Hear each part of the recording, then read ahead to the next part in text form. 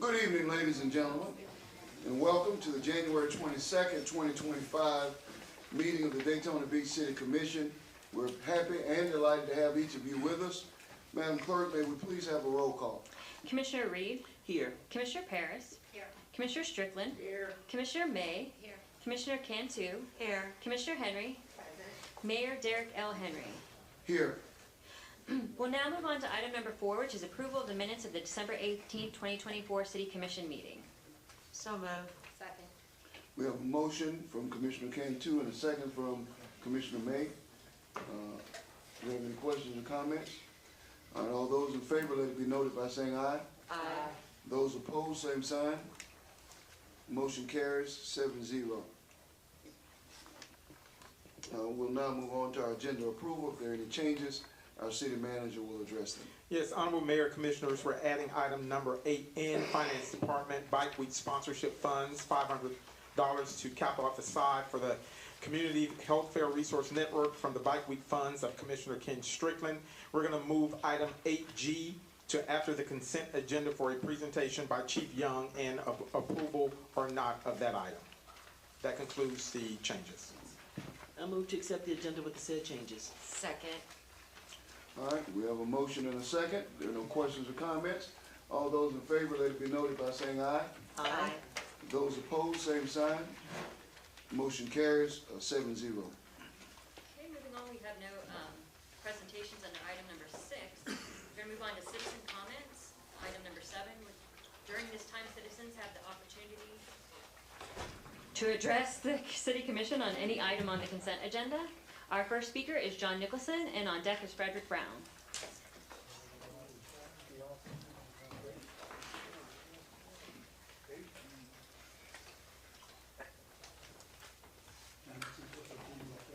Just one item, H, is bring a seawall around City Island.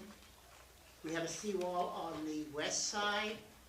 The county just put a seawall for their memorial. And we have the state did a seawall for the bridge.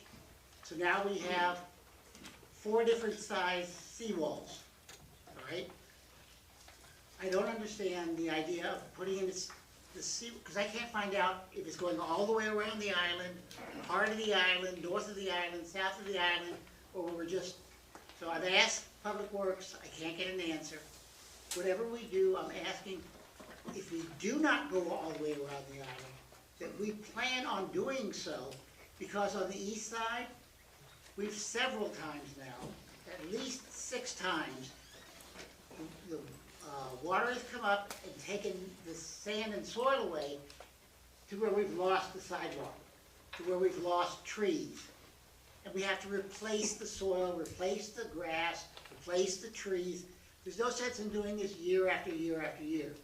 It's going to be this way for a long while. So I'm asking that we look at the east side, and when we do put a seawall there, put it to the point that's undulating, like Fort Lauderdale did, and make a beach, so that downtown people that now move into downtown can have their own beach. Instead of going over to the beach side, When they're walking around the Esplanade, all they gotta do is walk on the city island, and there's a beach. It is something that is of value, and while we're doing it, we might as well do it right. Thank you. It's good. It has white sand there anyway. Go to the east side and take a look. Our next speaker is Frederick Brown. Rick Brown, 1508 Crest Ridge, Daytona Beach. And once again, on the consent agenda, I am going to voice my concern about the lack of itemization on item 8A. Again, I think that since the city's paying the fees, they ought to know what they're paying, whom they're paying it to, and what they're paying for. Again, I know you're going to shoot it down, but I am advocating that the citizens know what they're paying. Also on 8A, that further highlights what happens when you ignore flooding. When you decide, oh, well, it's just gonna happen. Okay, $100,000 would have gone to pay for several of the items that we're gonna discuss on here approval, including the item HE, which is being pushed to the end. That would have been fully funded instead of just giving it away. Could have been used to help some of the flooding problems. Instead, we're just giving it away. And while I do sympathize for the injured, it should have never happened. Again, this is why you can't continue to ignore flooding. Item 8C also falls into that same category. Again, flooding problems, we gotta do something. We can't just keep sitting there saying, oh well. Can't blame it on previous administrations. Can't blame it on anything else. We have to be proactive here. I've been stating this for 3 years now, plus. And again, on 8H, I gotta agree with John. The biggest problem I see in City Island, and the wall that the county just put in is completely insufficient, didn't match what the original drawings were. It's way too low. It's virtually, all it does is hold the dirt, doesn't do anything for preventing any flooding issues. So again, we should coordinate all of the seawalls. Again, and that's the city's island, so they should be the leader in making sure that all those seawalls are at a proper height. And lastly, I want to express my concerns on Sliger and Associates for professional surveying. I've gone out and witnessed their work, saw the sloppiness of which it was done. I saw the, what I'll call extreme overbilling the city had to pay, especially the Bridgeport Heights Park. You got surveyed twice for $5,200 for a 50-foot wide piece of property. I know I've had several pieces of my property surveyed for a fraction of that cost. But the saddest part of all is I didn't see any city representative out there supervising the work, and they failed to find the corner mark. So they approximated based on old data. I don't know what we were paying all that money for, but again, you need to think about that when you just hand contracts out to people. Thank you. That was our final speaker for the consent agenda. All right, do we have any questions or comments on the consent agenda? We have a motion and a second. Yes. All right. Do we have one? A motion? No. Second. All right, we'll take the motion from Commissioner Reed and the second from Commissioner Strickland. No additional questions or comments. All those in favor, let it be noted by saying aye. Aye. Those who oppose, same sign. Motion carries 7-0. Okay, we're gonna move on to the item that was pulled to the end of consent agenda. That's item 8G. It's a police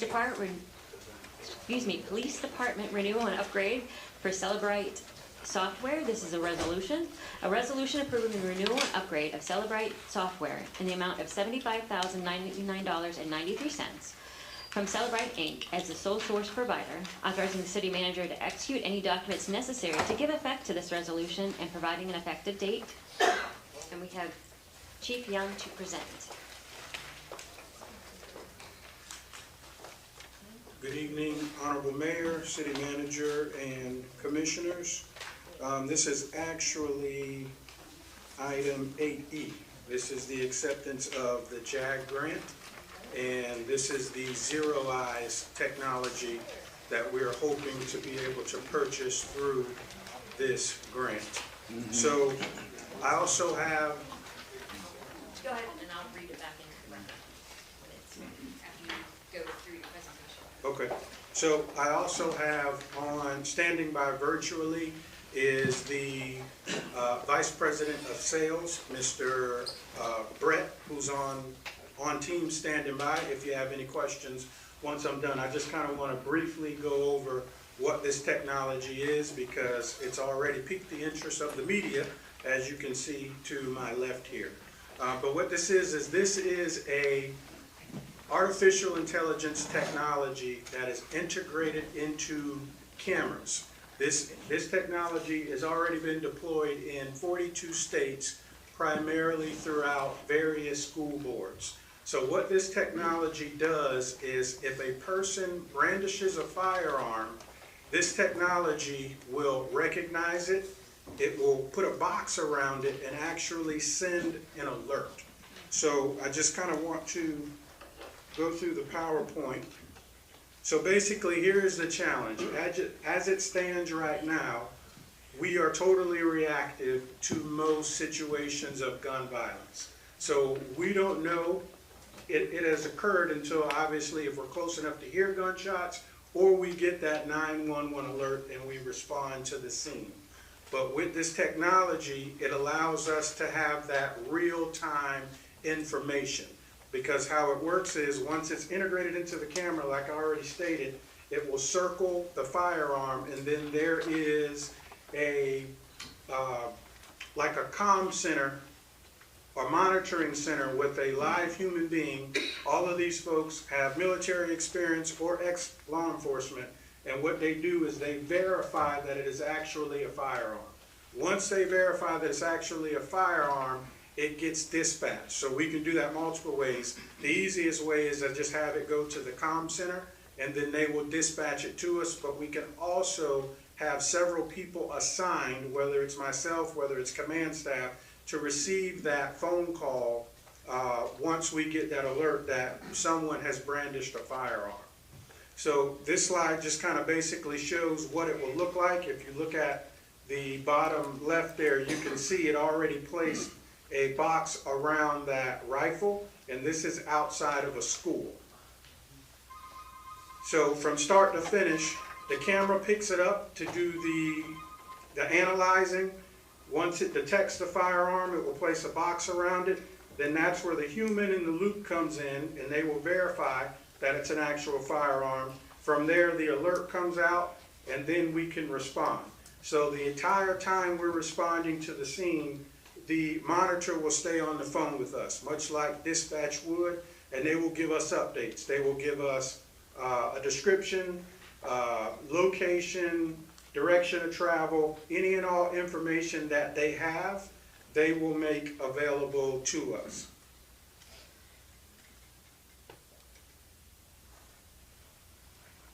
Charles or Joe, this is a video here. Can we get that to play on your end? So if you look at the screen at the top, you can see it's already located the firearm, and it's already placed a box around the firearm. And this gentleman is outside in a parking lot. So from the time they place that box around the firearm and we get that alert, we are already en route to that location, even prior to him firing that weapon. So we are already en route. So obviously nothing here is foolproof, but I'm taking this approach as seconds matter. So if we get a heads up that someone is armed with a firearm, even prior to shots being fired, the goal is to already be en route. So even if we don't make it there prior to shots being fired, there's a pretty good chance we will be on scene and able to apprehend this suspect prior to him leaving the scene. But the goal would obviously be to get on scene and interrupt it and to make the arrest prior to shots even being fired. This is just another photo, a still photo outside of a school with a rifle that this technology picked up. This is outside in a parking lot where you can see the camera's even at a distance, but it's able to locate the firearm and place a box around it. This is an example, even us in law enforcement, with this technology, if we go by a camera that has this technology, it would also alert on us, and that's where the human element comes in, because we want to make sure we're responding to a suspect and not a person in law enforcement, not a law enforcement official. So when I think of this technology for Daytona Beach, there are several locations that stand out. I'm sure everybody's familiar with this first photo of the Seabreeze Bar District. So I think we all know what this area looks like on any given Friday and Saturday night. So when I first saw the demo of this technology, I immediately thought of this location, especially with the investment that we've made in upgrades in our surveillance cameras and me opening up my substation right there at Glenview Grandview. It reminded me of the shooting we had about a year and a half, maybe 2 years ago now, in the parking lot of Razzles, because the suspect in that case drew the firearm, and we confirmed all of this on camera, but she didn't fire right away. She walked around for a little bit prior to that first shot being fired. So my thought process is, imagine if we had this technology in place and I already have officers in the area because they're right up the street at that substation, or they're already deployed in the area. And we're already en route prior to shots being fired. So Seabreeze was the first area I thought about, followed by Main Street, and then also Joe Harris Park. So with the package that we're looking at purchasing, it will provide us 24 cameras, or 24 zeroized packages to be integrated into our cameras. So I already have started working on a list with command staff. So we're looking at Seabreeze and Grandview. We're looking at City Hall, covering both the front and rear entrances of City Hall. We're looking at Beach Street parking lots, Main Street, the Band Shell, Breakers Park. For the west side, we're looking at Daisy Stocking Park, the Cherry Center, Joe Harris, Sunnyland Park, ISB and Bill France, the Dickerson Center, and of course our stadium out on the west end, because as we're all aware, we had an issue this past football season with juvenile trying to get a firearm into the stadium. So another thing, we would be, if approved, we would be the first city in the state of Florida to implement this technology. Like I said, it's implemented in 42 states, primarily through the various school boards, but we would be the first city in the state of Florida to implement this technology in this fashion. There's another city down in South Florida that has this on their agenda for March, but hopefully we would be the first in the state to use it in this fashion. So I also have Brett on Teams if he's there. We were having audio issues earlier. Brett, are you there? I'm here, Chief. It's the audio is coming in a little faint, but I can make out what you're saying. Okay. Did I miss anything? How did I do? No, you did a good job explaining it, folks. It's artificial intelligence software that layers on your current cameras to detect firearms, and the whole goal of this is to give law enforcement, time and situational awareness. Majority of mass shootings and public shootings, almost 80% of the time, a gun's brandished underneath the camera, anywhere from 30 seconds to 30 minutes before a first shot's fired. So Zero Eyes is not the end-all be-all to every type of gun-related incident, but very much considered best in class at stopping a threat at the first sight of a gun, not after a shot's been fired. I'm happy to show a demonstration if you'd like to see a video of how it works. Well, at this time, I will answer any questions if you have. I have a question. Yes, ma'am. I can't hear anything if people are talking, but Chief, please let me know if you want me to go through a demonstration real quick. Okay, so love this idea. I love and I hope that in governing forward, that we can find ways like this that we can be proactive instead of reactive, because this is very proactive instead of us reacting at the end, and I love that. My question is there a subscription that will pay monthly for the actual services of the monitoring? So we pay annually. Okay. So it's $15,000 annually. And again, it's being paid for through the grant. So this isn't even a funding request, Okay. because it's going to be paid for through the grant. And how long is the grant, will the grant pay? How many years forward will the grant be able to? I think it's for accommodate? 3 years, if I'm not mistaken. It's a 3-year grant. 3-year grant. We'll Right. get funding after 3 years. 3-year renewable grant, right? Okay. Yes. Okay, great. I love the idea. Does it detect concealed weapons? No, It has to be. It has to, yeah, it has to be brandished. It won't detect concealed weapons. I have 2 questions. What are the other states that it's being used in right now? I know Florida, not yet, but the other states? Yeah, I don't have the list of all, it's 42 states, but I don't have that list of every state. Also, there. how long has the technology been in use? Brett, can you answer that? You may not be able to hear it. He may not be able to hear. You have to repeat it, Chief. Good evening, Sir Brett. Are you there? Brett, can you hear me? I don't think you can hear me. Chief, if you're talking to me, I cannot hear you. It's very faint. He can't. Okay, so Brett, can you hear me now? No. Okay, I don't scream, so here we go. I'll ask you instead. So, 42 states, that's great. I'd like to know how long it's been in use, and also I'd like to know what is the margin of error. I kind of also want to know when things go terribly wrong, what that really looks like. If it hasn't gone wrong, great. But when things go terribly wrong, I'd like to know situations So like can that I ask you a also. question? What does going terribly wrong look like? False identification.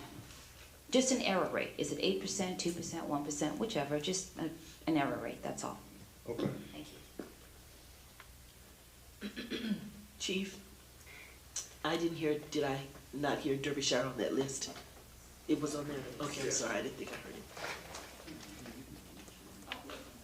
What about on the, So, and we're still, so as far as the list, we're still finalizing that. So we can have further discussion as far as where we think it will be most useful. I'm basing it off of our intel and where we've had incidents, especially gun violence in the past. Was Suburban Park on there? It was not.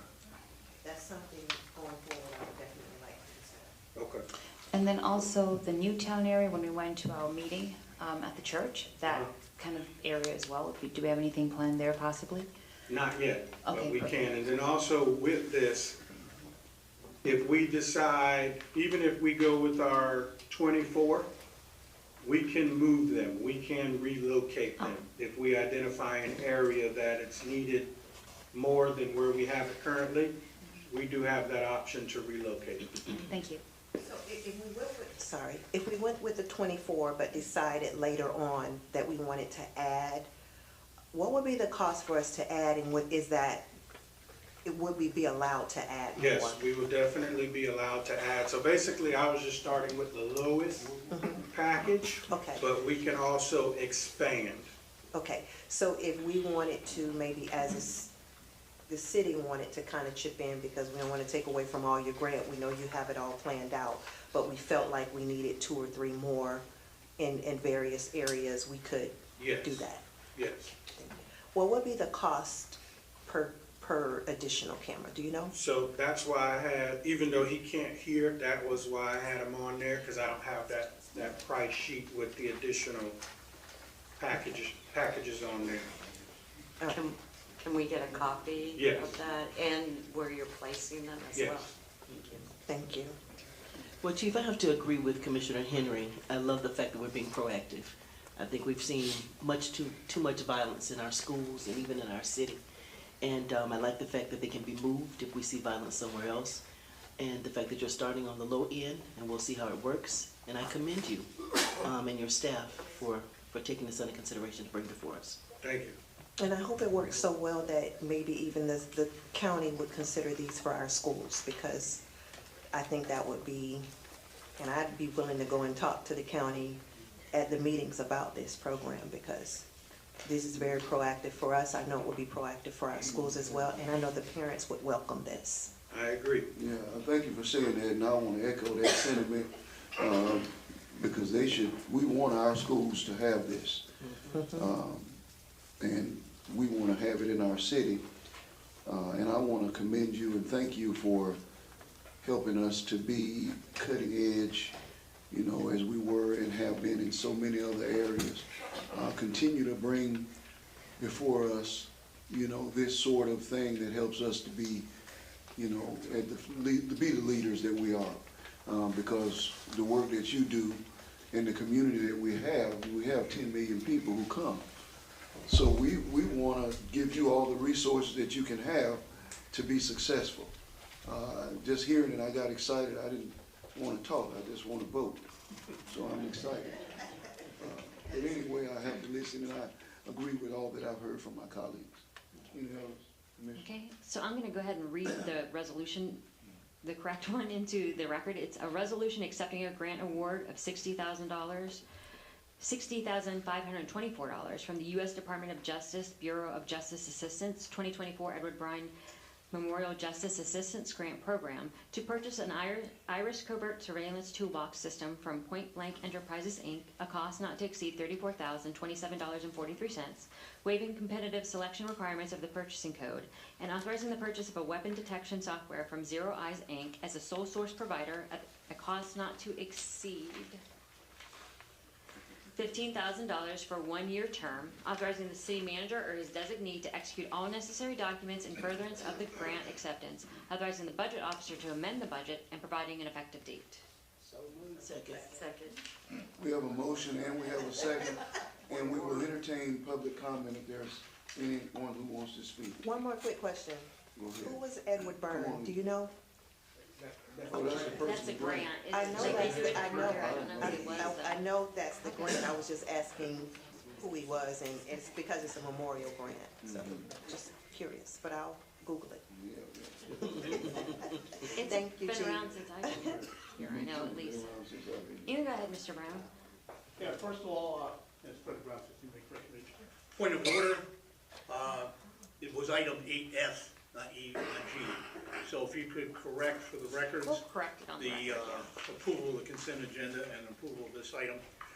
To answer the one question that Commissioner May asked, this is software, it's not cameras. So the city has to provide the camera, or the school provides the camera, and then they provide the software. It's approximately $600 per camera point. So if you want an idea on how much it does cost, that's fairly reasonable.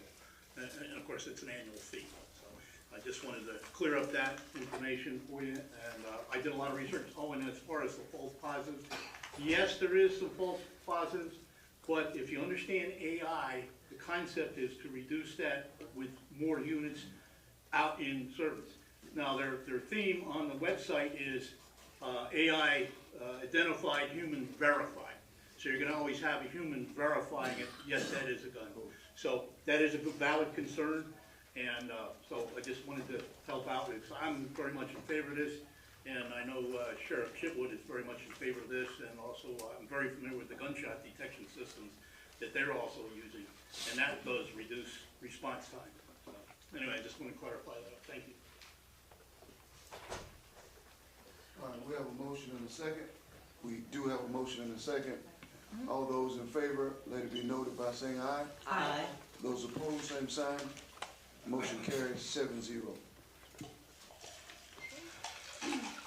We'll now move on to item number 9, which is our public hearings and quasi-judicial hearings. Item 9A is the Growth Management and Planning Department Reserve at Strickland Small-Scale Comprehensive Plan Amendment. This is an ordinance on second reading public hearing.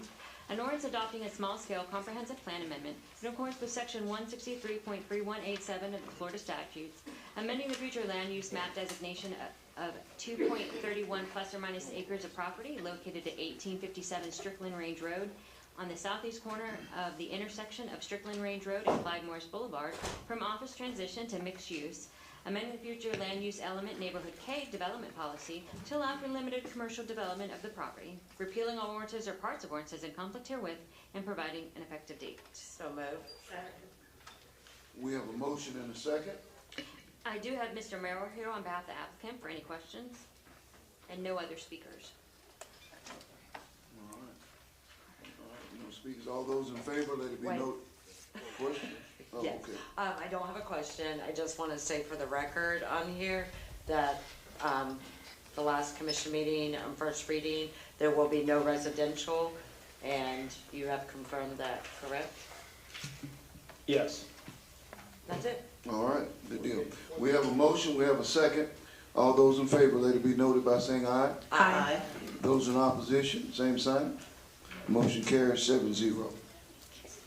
We're going to move on to item 9B. It's the Growth Management and Planning Department. First amendment to the Reserve at Strickland Planned District Agreement. This is an ordinance on second reading, quasi-judicial hearing. An ordinance amending the zoning map of the Land Development Code to rezone 2.31 plus or minus acres of property generally located southeast of the intersection of Strickland Range Road and Clyde Morse Boulevard from PDG Plan Development General to PDG Plan Development General, approving the First Amendment to the Reserve at Strickland Plan District Agreement to allow additional commercial uses and revise the development criteria, authorizing the mayor and the city clerk to execute the First Amendment and providing an effective date. So moved. We have a motion and a second. I do have Mr. Rob Merrill here to have the applicant for any questions and no other speakers. All right, no other speakers? No questions? All right, all those in favor, let it be noted by saying aye. Aye. Those opposed, same sign. Motion carries 7-0.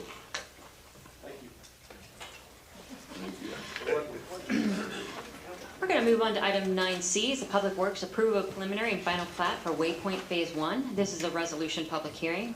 A resolution approving the final plat for Waypoint Phase 1 subdivision on 261 plus or minus acres, generally located on the east side of Tomoka Farms Road, immediately south of the I-4 interchange, and providing an effective date. So moved. Second. We have a motion and a second. Do we have any questions or comments? I have a comment.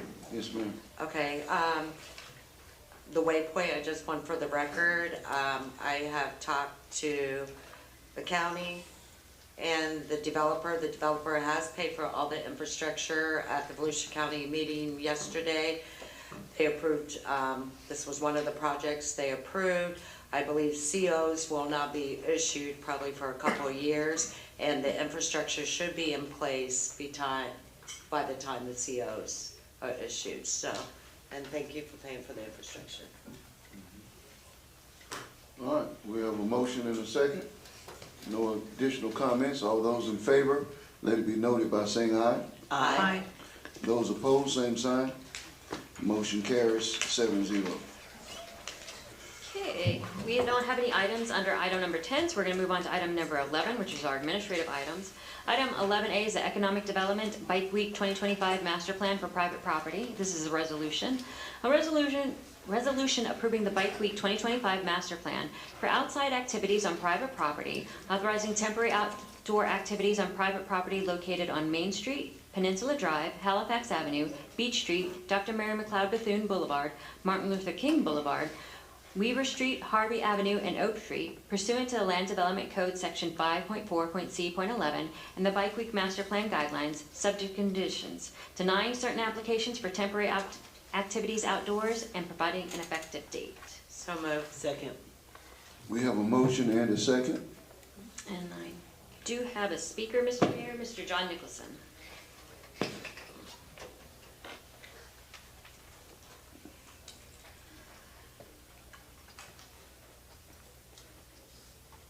Nicholson, 413 North Granbury Avenue. Going back 20, 25 years, these people are making a great deal of money on our Bike Week and Biketoberfest. If you walk Main Street, it is not in the best condition. Originally, when we discussed this with the chamber, and then taking it over, the idea was to give them an opportunity to make money to keep them in business and to keep their properties up. So I'm asking you again, I know several years ago, you listened to Amy Pyle, you took the fire department, the code, down the street and cleared up a lot of the mess. I'm asking you to do it twice a year so that it maintains itself. It's a great deal of money. So I'm not asking somebody who can't afford it to do it. I know Denny from Froggies, well, I don't make any money on it. Well, I was in the liquor business. $4 million is a great deal of money to say, I don't make any money on it. And he wouldn't replace a single glass, which was $2.50. All right? So please, we need all the help we can. Hopefully, the Corbin Building will go through. It will start changing things. And unless the area is kept nice, it's not gonna help. We've got to start now demanding that they live up to the promises that they made. They promised that they would maintain their properties if we gave them all this abeyance. They packed their parking lots with vendors. They were making $10,000 a 100 square foot. So if they can make that kind of money, they're not hurting for pulling weeds or painting a building or whatever. So I'm not asking you to cancel. A lot of my neighbors are like, get rid of Bike Week. If they're not gonna do what they're supposed to do, get rid of it. It's way too much money and it's way too much advertisement. Can you imagine if we had to pay for advertisement in all those newspapers? We could never have afforded it. So it's great advertisement, it's great moneymaker, it's a fantastic event for the people that want to come. Just please ask them to do their fair share in keeping Main Street clean. Thank you. Thank you. That was my final speaker, Mr. Mayor. All right, do we have any questions? Yes, ma'am. Mayor, I do. A lot of the people that are on this application that are, I guess, asking for variances, they're not compliant with the Bike Week master plan. My question is, if it comes before us, do we want it to be compliant before we even see it? Because according to the Bike Week, if it's non-compliant, then it should go to the appeals process. Because there's people on this list that don't comply with permanently licensed year-round business or even doing parking on unimproved lots, like for the last 20-plus years that no improvement has been made. So I know that we do have a review of the Bike Week master plan, and I would also like to ask when we have something scheduled for the public input, because I know that was the next step moving forward. So I don't know which question first. The Bike Week master plan is not the workshop. The Bike Week guidelines are going to be the workshop that we're going to have for the community, and then we'll have one for the commission, and that will be coming up in February sometime once we select the date. Okay, so But that for doesn't the have anything to do guidelines, with not this. for the Bike Week Yes. master plan, okay. So also moving forward, right now we have applicants that are not in compliance. Is this how the commission wants to move forward? Shouldn't they be in compliance before they come to us? That's a good suggestion. I think that's a reasonable suggestion. I do want to point out, for the benefit of the commissioners, that the way the resolution is written,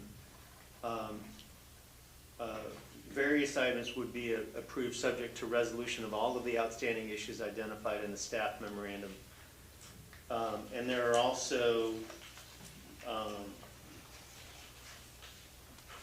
5 applications that, if you would adopt the resolution as written, would be rejected because they weren't timely filed.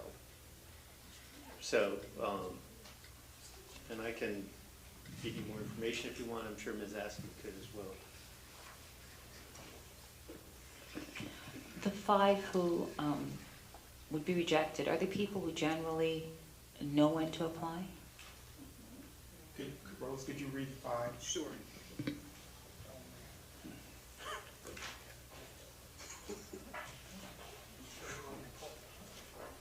So it was the last 5 that was on the actual application. There's one for, it's number 25 on the city manager's memo for Visions Great Food and Drinks, North Nova Road. They're outside of the master plan boundaries, but they also have not been able to obtain a notarized authorization of owner from the property owner to even be able to participate. They wanted us to leave it on here for you all to decide, and that's why I made sure I put in here that without that notarized authorization of owner, we have no authority to be able to tell him he can do it. If the property owner is not willing to tell him, no. Then we have number 26, which is Allen Chapel AME Church. The deadline was November 22nd to submit for all applications to be submitted. We received their application on January 6th. Number 27, we received their application on January 6th. And number 28, we got their application on January 25th. And I'm number sorry. 29. Would you go back, Rose, and name 27? I'm sorry. We got their application on January 6th. On number 28 for 12 North Halifax. We got his application on January 8th. And I have to say, he tried to submit, but he's in Canada or in another country. And there were some issues with him actually getting his application through. So he tried multiple times, but for some reason, where he was not able to get it through. He's a normal participant and he's never been late before. And Jeff and I had been in communication with him, trying to get it to come through, and it wouldn't work. And then number 29, their application was submitted on January 8th. And again, the deadline was November 22nd. Who was 29? Number 29 is QMI Investments for outside activities. That's Midtown, what is it, Midtown Cafe? 540, Midtown 550. No. Mhm. And I do want to add to the reason that these are brought forward. Some time back, the commissioners asked that anyone that did not meet the criteria or did not turn it in on time to submit, to also have those applications a part of the packet.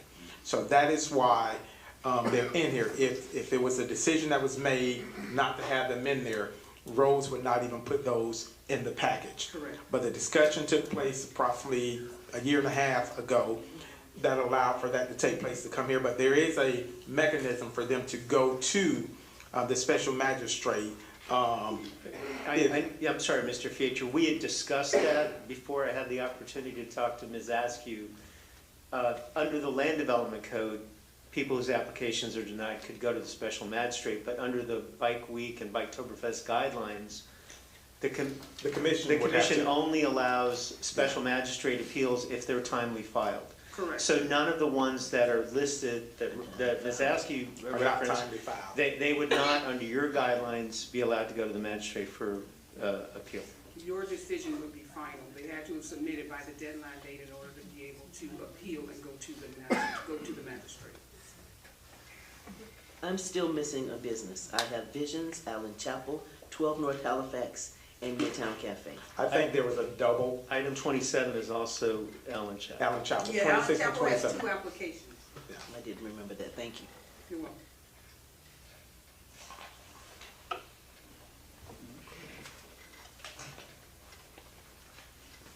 Y'all have any other questions or comments?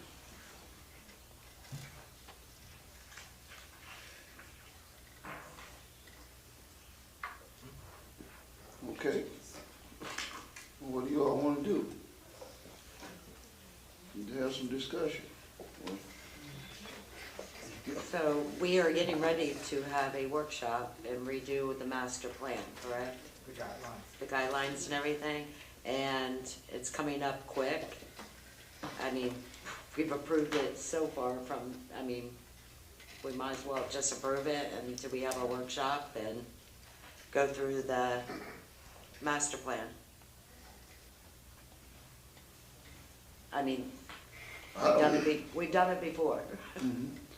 It's fine by me. I don't care to eliminate people unless they need to be eliminated. You know, we have Bike Week, we have Bike Week.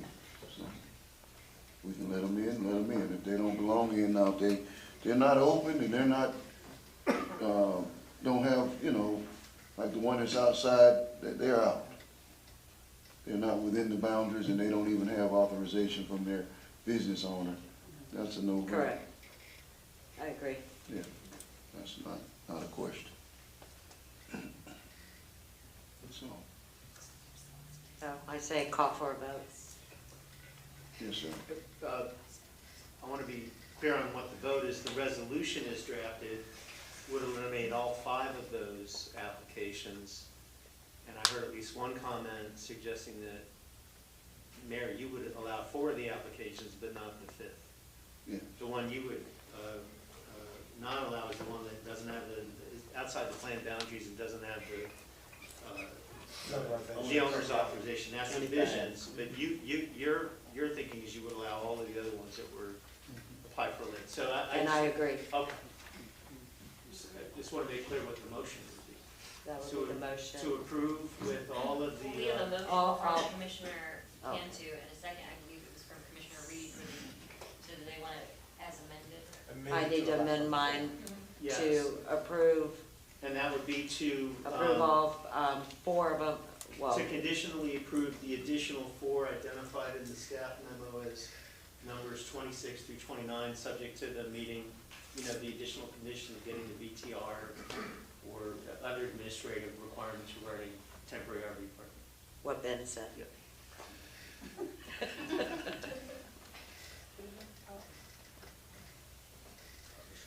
All right, yeah. Did the second agree? I'm sorry. Oh, the second agreed. Commissioner Reed, you agree? I didn't say anything yet. That's what I'm asking. Okay. You know, I see both sides of this. Every year, we have to let somebody in that didn't meet the deadline. When are we gonna get this straight? Are we writing the, and I know Rose has walked the streets to talk to these businesses. I don't even remember Allen Chapel ever being on the list, so I can understand them being late. But, and the other guy had difficulties. Midtown is now the new management. I'm gonna approve it tonight. I'll amend my motion, but I'm like Fannie Lou Hamer now. I'm sick and tired of being sick and tired of letting folks in, because rules are made for a reason. But I'll amend my motion. All right. Thank you. I don't know if I have another speaker signed. Are you trying to sign up to speak, ma'am? Yes. Yes. Okay. You can fill that out afterwards. Why don't you come up to the podium and state your name and address for the record? I represent the 12 North Halifax, one of the 5 that you, and I went to the meeting that you had last year in the other room, and I followed all the rules and everything. The only thing I required at that time was to make sure it had liability insurance. That week I got liability insurance for the bike week time, and I know the owner is Ariel, and he's in Norway, and I know he tried it. I know I told him on November 20th you had to have it all in. Okay. And he tried. We're gonna approve it. Huh? We're gonna approve you. Oh, you're gonna approve it? I didn't Yes, hear ma'am. that. Okay. Thank you. Yes, ma'am. You're welcome. That's exactly why I'm not gonna ever not approve me. Okay, we have a motion. Do we have a second? Do we have any others? All right. All those in favor, let it be noted by saying aye. Aye. Those opposed, same sign. No. Motion carries 6-1. You'll never get that from me, ma'am. Okay. Okay, we're gonna move on to item 11B. It's the Human Resources Selection of an Executive Recruitment Services for City Auditor position. This is a resolution. A resolution selecting a to-be-determined contractor to provide executive recruitment services for the city auditor position at a cost not to exceed $33,500, authorizing the city manager and the city clerk to execute any contract documents needed to give effect to this resolution and providing an effective date. Evening, Commissioners. Jim Sexton, Human Resources Director. We're here tonight to talk about the 2 bids that we have. We have one from Slavin Management Consultants and one from Colin Benzinger and Associates. As you recall, just a little bit of history, back in late November, we solicited a couple quotes from these 2 particular recruiters because we have used them in the past. We used Slavin Management Consultant to pick the city manager, and we used Colin Benzinger and Associates to pick the city attorney many years ago. So at the December 18th meeting, we put it on the agenda for the first time, and the commission discussed that, and there was a significant difference between the bids. The commission liked Colin Benzinger and Associates bids, but they came in at $36,500 compared to the $16,125 plus expenses, which could be up to $24,994. So instead of picking one of them that evening, they directed staff to go back and negotiate with Colin Benzinger and Associates, see if we could get that price down. I talked to Colin over the holidays. He only agreed to bring his price down to $33,500. So the 2 bids as we sit here today, one is not to exceed $24,994, and Colin, the local from South Daytona Shores or South Daytona, is a $33,500. Now a little bit of history. Back in 2021, when we used Slavin Management Consultants for the city manager, their bid that year was $15,475, and we actually paid $20,728 when you start adding in the expenses, which he has also included in this particular proposal. So he has, his cap is 55% of his bid, so that's why he could go up to $24,994. Collins is a flat fee, it's all inclusive. Slavin also has, in the event we go out of scope of what he has proposed, that he would charge at $150 or $150 an hour for those hours that exceed what as he sees it in his scope. We didn't run into that last time with him with the city manager, but if you recall, we did a lot of heavy lifting in-house. Susan's crew, we set up that meet and greet in the community town hall. There was a lot of work on that one that the consultant did not do. We did that in-house. Little history on Colin. When we used him for the city attorney, it was back in 2016. We paid $23,250 back then. Now I looked at Delray Beach is currently using a consultant right now to look for their city internal auditor that will also report to their commission. So I called their HR director and asked him, why they went with a consultant, because it was previously posted a few months ago, and he said, when we did it ourselves in-house, we didn't get anybody. He said, we got a couple applications, but there was nothing good. They're currently using a company called Raftellus. It's currently posted. So I asked them what they're paying their consultant. They're paying their consultant $33,400. So it's literally the same price as Colin Basinger and Associates. So I just want to give you a little bit of that history out there of what other agencies are doing.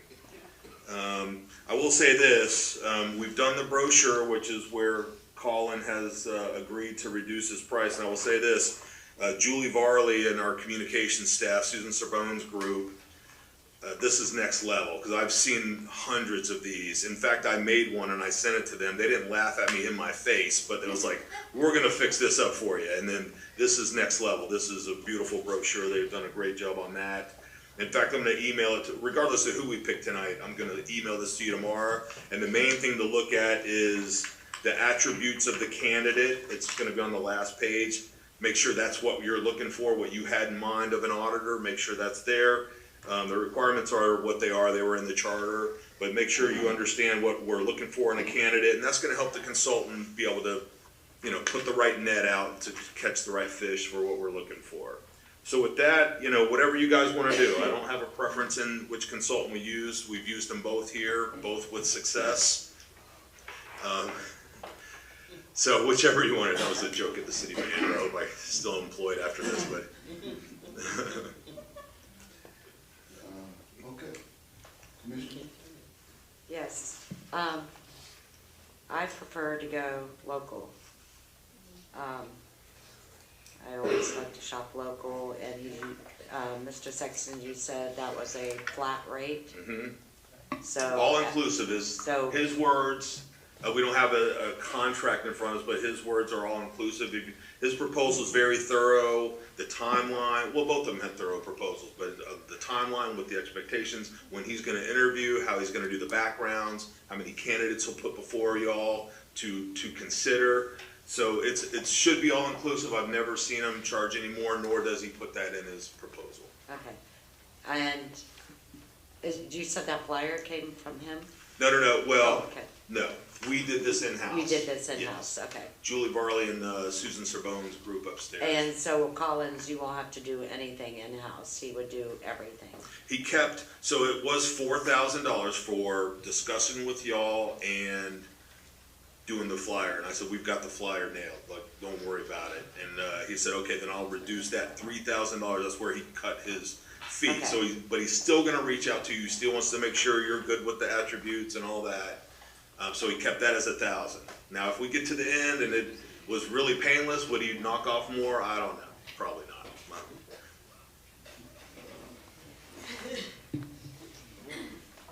Commissioner? I prefer the group that found our city manager for us. They did a pretty good job.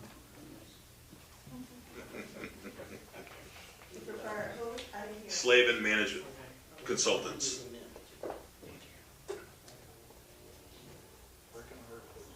Anybody else?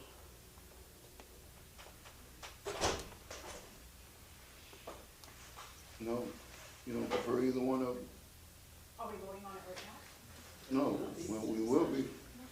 Yes. Oh, it's a comment, and do I want to vote for it? Well, you're discussing if you have a preference or anything. I would like to vote Colin. Colin? we can just vote if y'all wanna vote. I don't care. What y'all wanna do? Make a motion. I make a motion that we, oh, sorry. I would like to make a motion that we go with Colin on 11B, selection of the executive recruitment service for the city auditor position. Second. All right, we have a motion and a second. We'll take a roll call vote.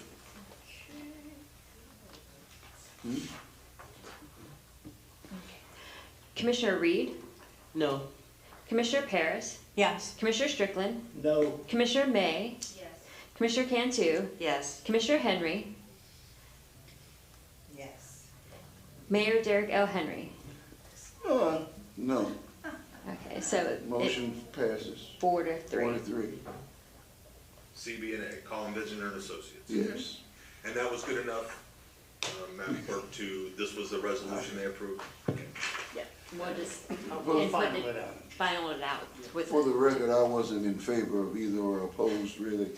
I just was, you know, wasn't sure. I mean, kinda wanted to save some money, but. Me too. But I kinda wanna be at home too, so it's all good. Okay. All right, thank y'all. Yeah. Okay, that was our final agenda item for this evening. All right, we have, who's our first? Commissioner Reed. Commissioner Reed? Yes, sir, I'm ready. I'd just like to share what transpired in the last couple of weeks for myself. I represented us at the Wilson Gala, providing greetings for the city. We hosted the MLK Community Health Education and Resource Fair along with Kappa Alpha Psi, the Mayo Clinic, the Volusia County Health Department, and the National Panhellenic Council, and it was something. Thank you, Mr. Mayor, for allowing us to move the Mayor's Fitness Challenge. I think that really, you know, set the pace. Several of the, we added 40 additional registrations to the Mayor's Fitness Challenge as a result of doing that at Daisy Stocking and introducing those individuals to our park and what we've invested in the community. And we had children, we had adults. It was just really nice. You know, this was actually a city event for MLK. We haven't had one in years, and our partnership with all the other organizations and agencies just made it even more special. So it's something that we've had our recap meeting this past Friday, and we've agreed that it's something that we will continue on behalf of the city. We also had Farm Share there, so we were able to give away fresh fruits and vegetables as well. We had blow-ups and what have you for the children. We gave out, MPHC gave out backpacks with school supplies because we recognize that most of the time that's done in the fall. Those children use those items, and they don't have anything in the spring, so we were able to do that. The MLK breakfast, I was in attendance at that along with yourself and Commissioner Strickland. And MCDC provided scented cleaning vinegar. I have never heard of this before, but we had scented cleaning vinegar in lemon and lavender.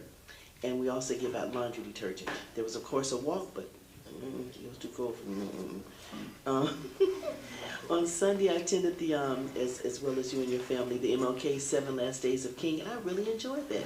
I really, really did. I hadn't been in the past, but I enjoyed that. Tomorrow is the Volusia League of Cities dinner, and we'll be sworn in. I will also, once again, be representing Daytona Beach, and Mayor Nancy Miller will be sworn in as our president for the next year. That concludes my comments. Awesome. Commissioner Paris? Thank you, Mayor. The only thing I have tonight is, in our land development code, we don't have any provision that a privacy screen is required during a construction site. I don't know if they received my picture, Charles and Joseph back there, but on A1A, this is what you see when you're driving down the road. So like I said, according to our land development plan, it doesn't require a privacy screen. I know it's partially there, but on the side it's not.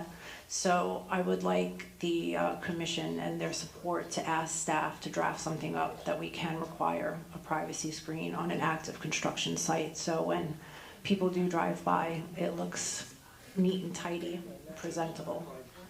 So would that be possible to get the buy-in from my fellow commissioners and mayor? That was very neat and tidy about a week or 10 days ago, and we had a northeaster come through and blew that up like that. I'm sure they'll be happy to put that back if we get code to speak with them, because we didn't have any problem getting them to put it up to begin with. Well, it was a month ago before the nor'easter. But like I said, our land development code does not require that a privacy screen is put up. So I would like to include that. I don't think it's too much of a burden. Yeah, and I think our land development code just needs screws, you know, make them do the things that we want them to do. So I'm in favor of having that, yeah. Thank you, Mayor. Okay, any, hmm?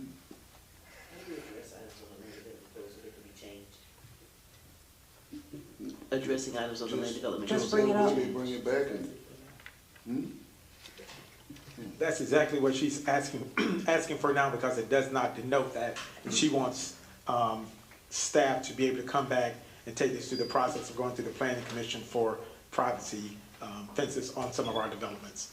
Is that So one of the that's- staff members coming?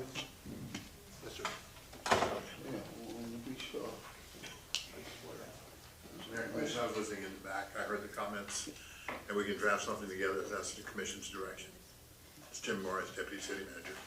I was admiring your sweater, brother. Well, I needed It's it nice. today. Thank you, thank you. I ordinarily dress on the order that you dress, as you know, but today was so darn cold. Anyway, we can take care of it. And thank you for the compliment. Yes, yes, sir. Actually, I lied. I have one more thing. It's all right. I just want to thank Ann Ruby. She brought up to my attention about our environmental committee that we had agreed on after the charter review that we said that we were going to put together an environmental committee board to review things. So we didn't put it on the ballot, but we did say we were going to do it. So the city manager said that Andy and Mr. Morris, Andy Holmes and Jim Morris are going to work something out for us. Jim Morris, again, Mayor, the manager gave us direction today. We're already, Andy and I are setting a schedule to get together and start drafting. Okay, good deal. That's it, thank you. All right, good. If I may, before we move on to Commissioner Strickland, in regards to the land development code, I have an interest and a concern in regards to that 20-foot thing for privacy fence or fences being placed back. So I'd like to know how we can do something in regards to that. I see your face, Tish. What you talking about, Commissioner Reed? Yes. Jim Morris again. Commissioner Reed is referring to a requirement that we have in fencing where you have a gate for a driveway. You have a recess requirement of 20 feet for a single-family home, so that if a car pulls off, it can pull into the recess rather than be in the road to open the gate if you don't have an automatic gate opener. It's a requirement in the code. That's the reason it's there. There's fences that have been built without it. They were probably there before the current fence was put in place. For a new fence at a driveway, we have that as a requirement in the code in order to get traffic off the road. And that's the requirement. It's not 20 foot everywhere. You have your fence on the property line, but at the driveway to come in. You have to turn the fence in. If you're going to gate the entry, pull the recess in and then gate it back where you'd have room to pull the car off before the nose of the car was at the edge of the gate. Is that a proper summary, Commissioner Reed? I would suppose so. My concern is we have some older communities where this is what they've had for years. And now we're applying this rule, and it's just very difficult. And I know a couple of folks in my zone are concerned about that. And I think Mr. Morosi has had a discussion respecting a variance if someone wanted to seek that as a remedy. But again, it's a commission policy. It's established in the code. Whatever the commission directs us to do, we can do. And what we might do on that one, Commissioner Reed, if it's okay with you, is do a discussion and some exhibits with the commission, the whole commission. I would like can see it. that, because to ask someone to take 20 feet of their property to be able to pull over on the side of the road to go in your yard, I think that's ridiculous. I really do. It's whatever you commission decides policy is. We'd be glad to present. Y'all give us direction. That's where we'll go. And we'll go there quickly. Let's go there. Yes, ma'am. Quickly. We can do that next meeting. Sure. Okay, Commissioner Strick? I was going to bring up, make a motion for a feasibility study for a new pier, but I understand one has already been done. It's feasible to put a new pier up. I was over there a couple of days ago, and it's horrible. We cut it back since 1999. It's just been moving back. to the point where it is now. And we do need a new pier. Feasibility study has been done. The numbers for the cost of it were they came from before COVID, so they need to be redone, so we'll have an up-to-date cost of what it will cost to put a new pier up there. I have a question for the manager. I'm kind of ambushing him here. I feel a little guilty, but when's the agreement with the Anderson family parking lot there across from the post office? When is that up? Who could give me that? The city attorney would actually need to review the documents, so we don't give information that is not accurate on what the agreement says about the Anderson lot. Okay. When can you do that for me, sir? I'm sure by next meeting at the latest, we'll have to just find the agreement and take a look at it. Okay, thank you very much. That's all I have for tonight. Keep warm and see y'all next month. So on Monday evening, I was invited to attend the business after hours for the chamber. I went, was it Monday night? No, it was last night maybe. I think it was last night. It was at Peytonia. So in the middle of rain and whatnot and wind, there we were, but many businesses attended, and they're having their annual meeting on February 6th. So it's always good for us, since we have an office there, to kind of be involved with them a little bit. It was really good to see some of the business people. Apart from that, thank you so much for a pleasant evening. Thank you. Commissioner Campbell. I have nothing. Good night. Yes, ma'am. Commissioner Henry. Just a couple things, and the first thing that I need to know is, I'd like to know where we are with the Derbyshire Park Master Plan. I want to make sure that we're staying on top of that. What are our next projects regarding the Derbyshire Master Plan? And if you could get me some information on that, I would be very grateful. And the next thing is that I would like to invite everyone out to celebrate a cultural festival with us. It's the Melanin to Rich Festival. It is going to be at the Daisy Stocking Park on February 22nd from 10 a.m. to 6 p.m. You'll be able to come out. We're going to have live performances, panels, music, educational experiences, free kid games and activities, talent showcases, health and wellness screenings, food trucks, vendors, and a touch a truck exhibit. So we're inviting everyone out. It's going to be a wonderful time to bring the family out, the children out, and just get to be out in the community. And it is at the Daisy Stocking Park. And again, it's going to be from February 22nd, 2025 at 10 a.m. to 6 p.m.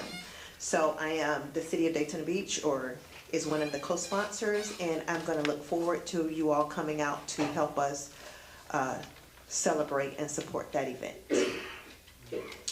Also, the sidewalks on off of Vine Street, Brentwood, are completed. And they look really wonderful. Very happy with the sidewalks. Also, I have a couple roads that I talked about that the pavement was coming up that have been recently paved, so I do want to talk to you about those roads. And there are a couple in my zone, and it's already coming up. And you know, once you pave it, you go back and you put that little piece of black tar or dirt down, as soon as it rains, it comes right back up. So I want to make sure that whoever we hire to pave the roads, we get the bang for our buck. That's important to me, because we only pave our roads every 15, 20 years. It'll be a long time before those roads get paved again, and they're already, some of them starting to look like they haven't even been paved, and I'm not happy with that. And those are my comments for tonight. Thank you. I'm sorry, but I just thought about something. Our first Midtown concert series, Uber, is Saturday night, Bo Peep, at Daisy Stocking Park. We decided to start the concerts earlier because we always run into storms and rain and what have you.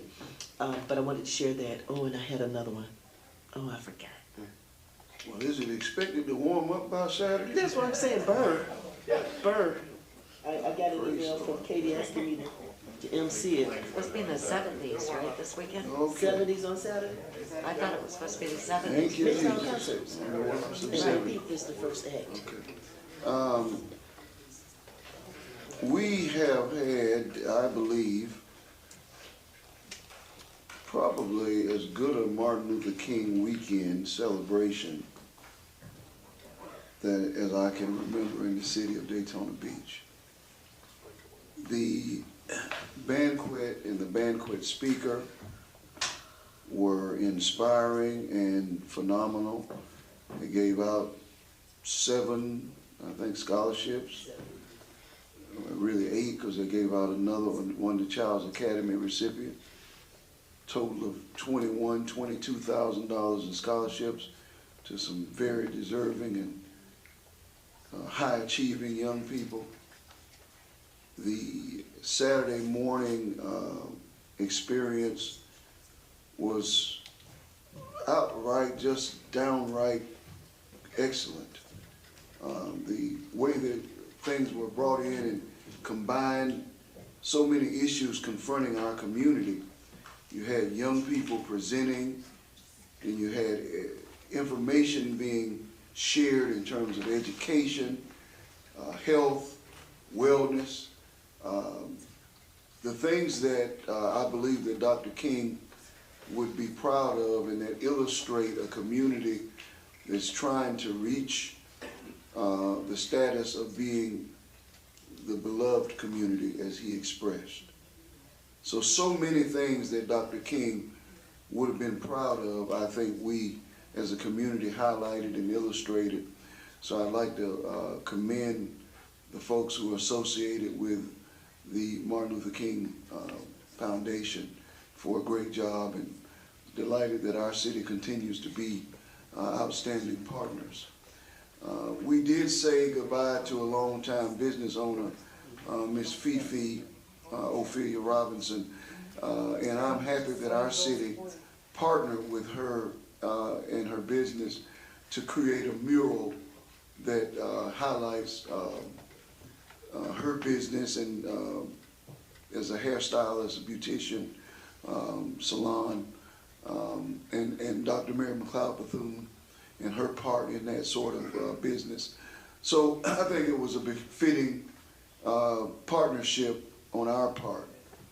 And then finally, I want to say that the Mayor's Fitness Challenge is off to a fantastic start with great participation, and I hope everyone's having great outcomes on a personal level.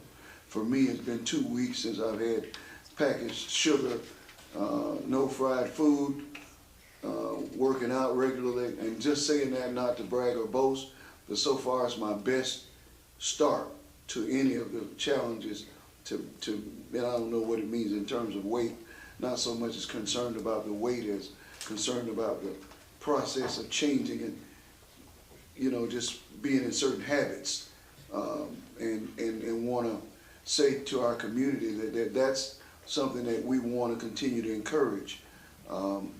Doing some great things in this community as it relates to education. Our colleges and universities are having some great experiences, a lot of things in our schools.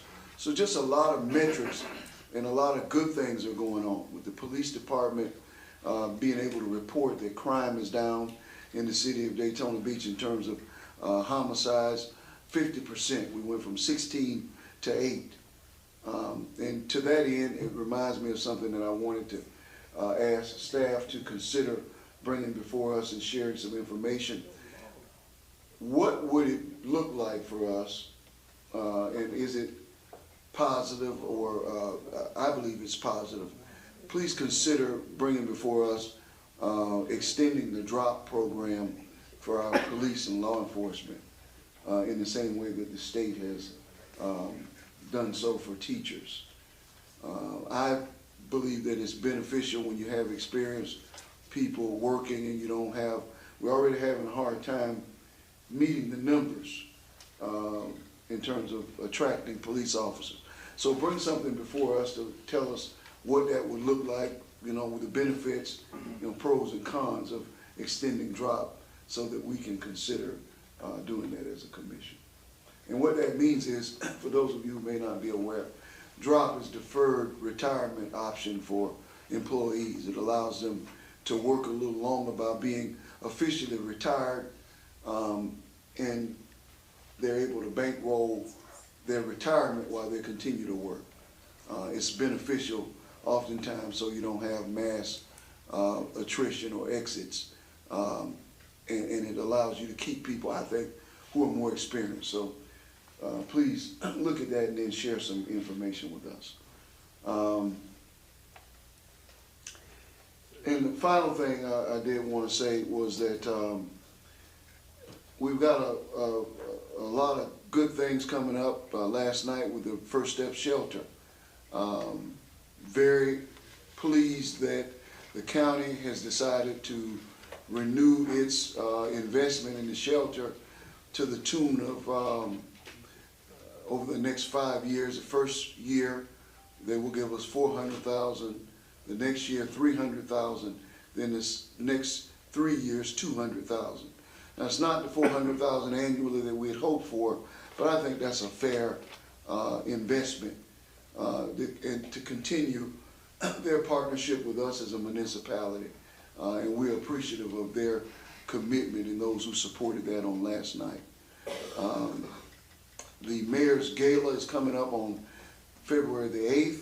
I hope that you all will join us. We've got some promising sponsorship on a lot of levels, including a $50,000 match, meaning that on the night of, if we can raise $50,000, we will be able to get a match by an anonymous donor who will match that amount, which will go a long way in the work. We've got several sponsors who are platinum sponsors, including John Hall, Brown & Brown,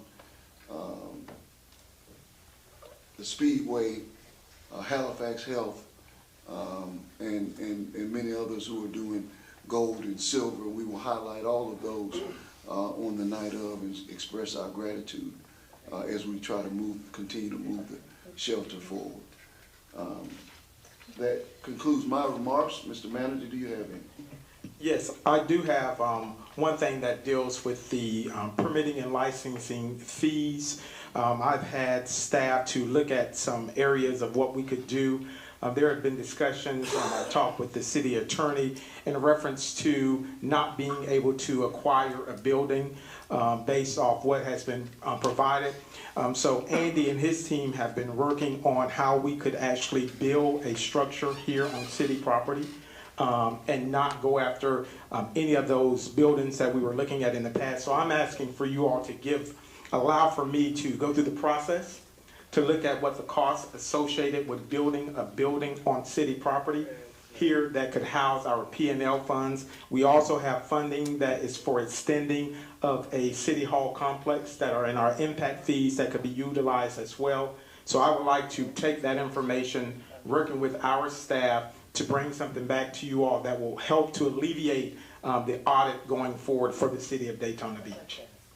And I'm asking for you all to give consensus for us to move forward in that direction. Mr. Strickland? I was just gonna make a motion that we do that, allow him to do it, and move forward with it. I'm not good with Tallahassee being in our business to begin with, so whatever we can do to get them out of our lives here and get some of our home rule back, let's do it. A second. Okay, and I would like to say a few things too. On the permanent license fee, it was one of our priorities, asking Tallahassee to let us spend that money on certain things. And I believe a bill is gonna be in the works here soon, so we might wanna, he could still look at that, but we might wanna see what our options will be about spending the permanent licensing when that bill comes out, which the bill would have to come out, I believe, by March 4th. All Senate bills and House bills have to come out. So I believe there might be a change in that as well.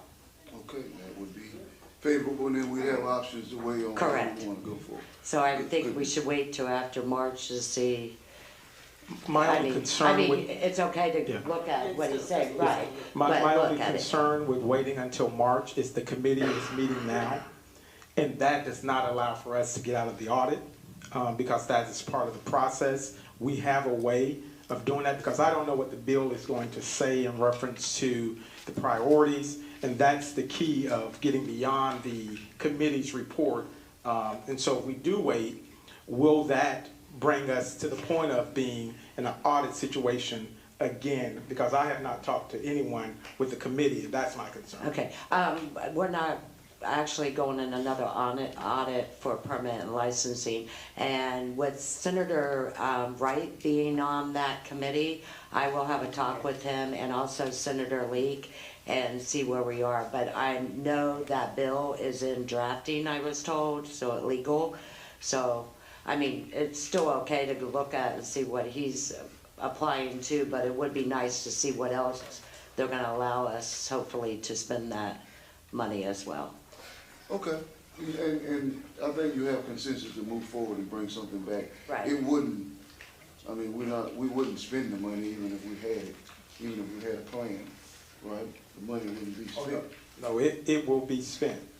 I mean, it wouldn't be spent within the next 30 days. Oh, no, Yeah, No, so yeah. whatever it is, that's my point. Yeah, I've never seen us spend 50 cents in that fast, much less that, the type of money we're talking. Okay, I don't think we need any motion, he's been directed. All right, we have any other comments? All right, we'll hear from the residents of the great city of Daytona Beach at this time. Our first speaker is it Zoltan Kirkes, and on deck is John Nicholson. Freezing. Drink that water. Mr. Mayor, esteemed city council members and everybody else, hello. My name is Zoltan Karekes and I own Daytona Shirt Shop on 825, 827 and 829 East International Speedway Boulevard Avenue, which is right now the beach ramp, on the 92 beach ramp. And I'm here just to state and to congratulate the city for doing a phenomenal job on remodeling the International Speedway Boulevard from the bridge up to A1A. And now I'm here to also say that I'm not so proud of the job that they have been done on the approach where our business is located. They have closed the approach since last June, and the completion is estimated to be done by the end of March. We have had no income of any sort. Our expenses are exceeding $5,000 a month, and I'm here to ask if there is any possibility of some financial assistance,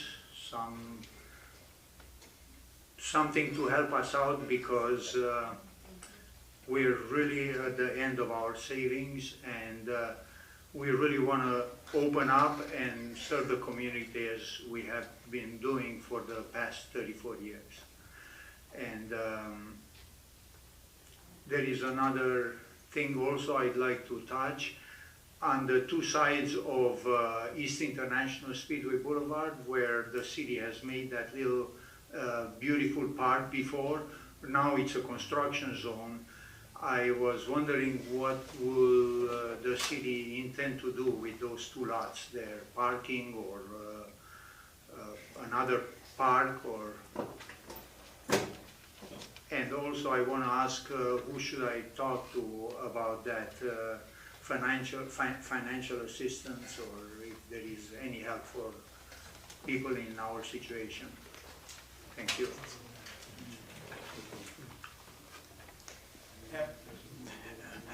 Have you talked with Angela Armstrong? Yeah. That's your contact. Thank you.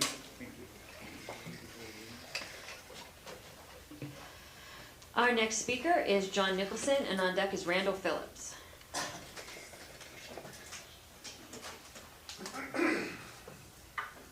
John Nicholson, 413 North Granbury Avenue. At the end of the meeting, last meeting, it was brought up that the park underneath the Seabreeze Bridge was in terrible condition. I used to go there regularly when we had the homeless problem. I'm quite familiar with it. I drive past it twice a week. I had been there right after the storms to take a look at it. The storms did tremendous damage to it. But the way it was presented, we neglected. I don't know if you've seen movies about Chicago and Detroit, underneath their overpasses, the graffiti, the garbage on the ground, the whole 9 yards. That was the impression that I got, that it was that bad, that parks did not clean it up, that nothing was done. If you recall, about a month ago or so, Danny Robbins made a comment about the city of Daytona Beach and how it was portrayed. If you're talking about garbage hitting the fan, it did.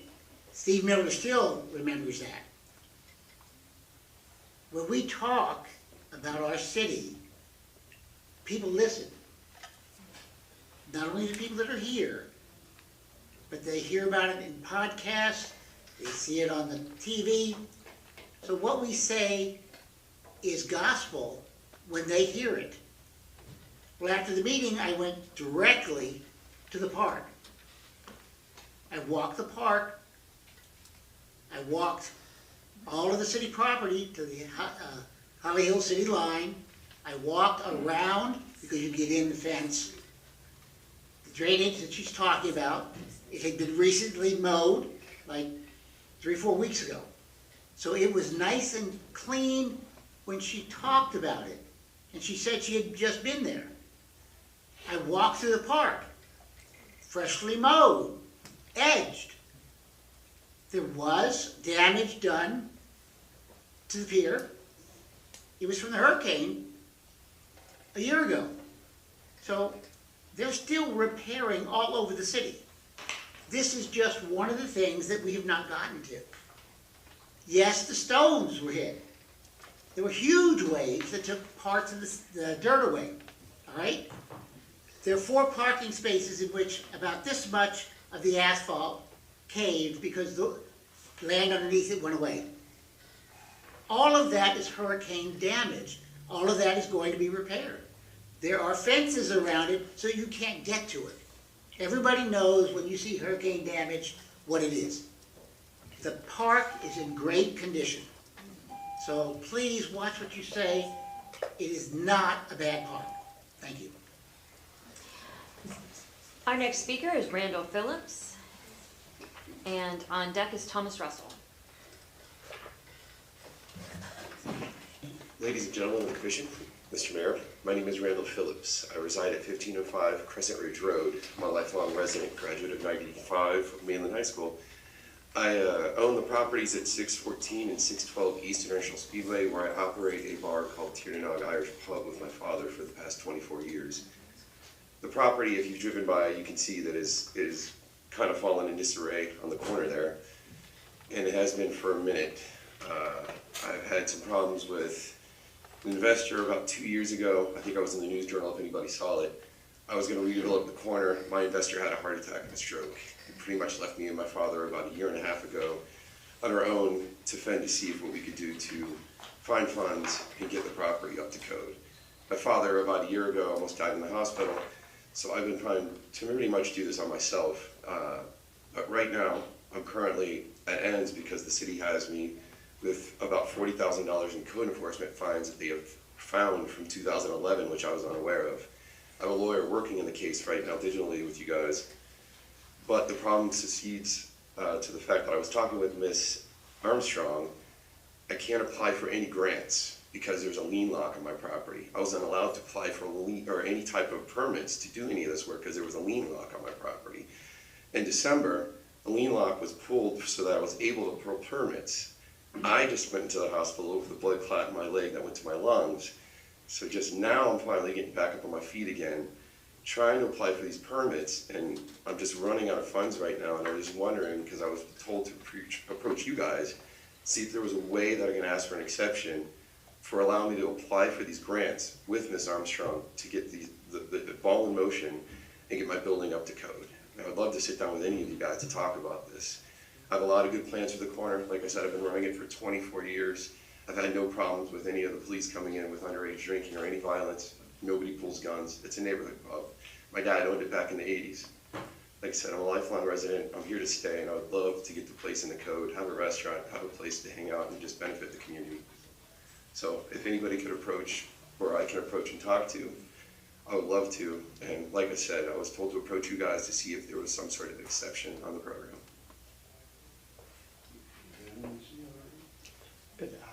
So I've got a little bit of information on this.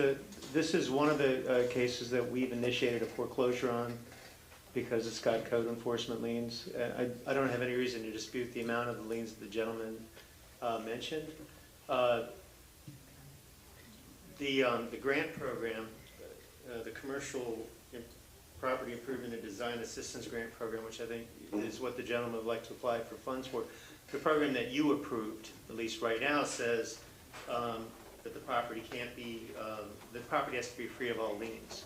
So you could direct staff to change that program. And for example, one change you could make is, unless approved otherwise by the city commission, which you could do on a case-by-case basis, and then just be aware that you may have other applicants coming in asking for grants who have liens on their property. If I'm hearing you correctly, you said that you have moved forward foreclosures on the property? It's currently in litigation. I believe the court case is in March. Yeah. Right. We've been dealing with it And for so therefore, but you're saying. I'm talking about the rule change that the commission could make. We would need some direction from the commission on whether to suspend the foreclosure action as a separate item. Right. I've been dealing with a lot. I apologize to put all this on your plate. This is the first that I'm hearing about this particular request and the foreclosure. So I don't know how the process got to here. This is the first time that I'm hearing about it. And Mr. Patriot, I just heard about it this afternoon. I was told to anticipate this, so, yeah. Yeah, like I said, I've been trying. I've had a lawyer, because I'm a corporation, I have a lawyer currently working with the city lawyers. The current attorney that had it is just literally was dropped on his desk, and he's just, the case is so old that he's just, it's a mess. We're working with the city. I want to work with the city. I don't want to be at ends with you guys. I've been on the city board. I was on the redevelopment for 8 years, and I would love to be on a board again. You know, like I said, it's my heart. I'm not leaving the city. I want to put into it and not take out. I have a question. You said that the liens were lifted and you were able to get. No. Currently, there's each property. It was I believe a $25 a day fine, which I was unaware of. I was never made aware of, and that was back in 2011. And what they did is they allowed the fines to exceed the $20,000 on each side of my property, which would be 612 and 614 Eastern International Speedway. I was unaware of them until when I started to do all this redevelopment, and that's when I was brought aware. So the part I'm talking about is when I thought you said they were lifted before you went to the hospital and had the blood clots. He was referring to what's called a lien lock. Oh, the lien. And I hadn't heard of that term before today, but we have a land development code provision that says generally you cannot get development permit approvals if you owe money in arrears to the city or if you have liens on your property.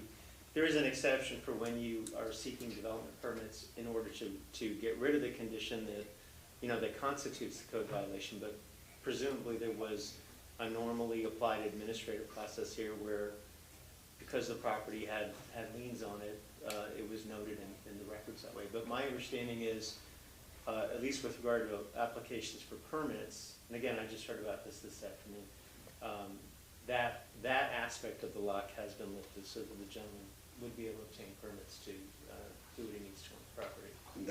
That was done in December. I'm now, as of December 11th, apply for permits for work. which I'm already in the process of. I've got the second story windows that were done during Hurricane. What was the last one? I apologize. Slipping my mind.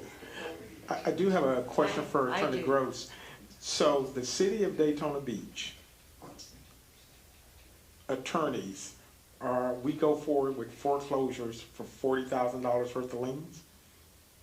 Sure, I mean, we've had previous requests from the city commission to look at foreclosing on properties with liens. We have a program where we work with staff.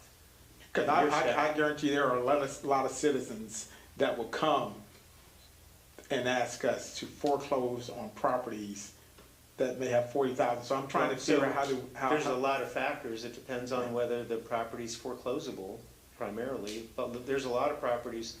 And Commissioner Paris asked about one recently where the properties may have significant amounts of liens, but if there's a first mortgage, if there's a tax lien on the property, if the property's homesteaded, there's various reasons why, notwithstanding the liens, those properties wouldn't be appropriate for foreclosure. And I just heard about this situation this afternoon. I don't recall this specific item coming up, for a prior review, but I am aware that we have a foreclosure action on this property currently. I came in late. Why weren't you aware of this? So I was aware of the code enforcement, what they were telling me to fix on the property. Now, 614 East International Speedway was an old Pure Oil gas station, which the state of Florida and EPA made me remove 3 tanks from, and they pretty much made it a toxic property where I was not allowed to do any development on. I told that to the code enforcement officer at the time. They said, well, at least get the weeds, the paint, everything else that I thought I did not need a permit to pull with. I went out there with a ladder, scraped any paint, painted any of the paint, repaired any windows that were broken, graffiti. I mean, the area is it's not just me. The area was a blight, so almost every other day I was dealing Proof with. on that? I'm sorry. Do we have proof on that? I first heard about this afternoon, so I don't have any information. I would request that, which staff, you've been talking with redevelopment staff? So far I was talking with Ms. Armstrong for the For the grant. For the grant, and my lawyer is currently talking to a few lawyers right now, and I was talking to Ms. Reno for, I believe it was for to lift the lien loan. The lien. Commissioner, I think it would be important, since we can work together with the attorney's office in reference to the court hearing, but I think we need to get more information from the staff standpoint that we can bring to you, so I can understand the process with the permitting and licensing, our attorney's office and the redevelopment staff to try to help you. And I do, your building is the one adjacent to the old subway? Yeah, so basically it's everything east of the subway. It's the 2-story brick building and the property next door, which I took over about 2010, 2009. And that's when all the enforcement fines started just racking up, because I think it was that property in particular. Yeah, that will give us the opportunity, and if we're able to bring something back, if we, to the committee, the commission at the next meeting, we will. But we'll reach out to you tomorrow, because I need to have an understanding of the particular case and who's involved. Would I have a number on file, or do you guys know how to find me? I'd like the addresses again.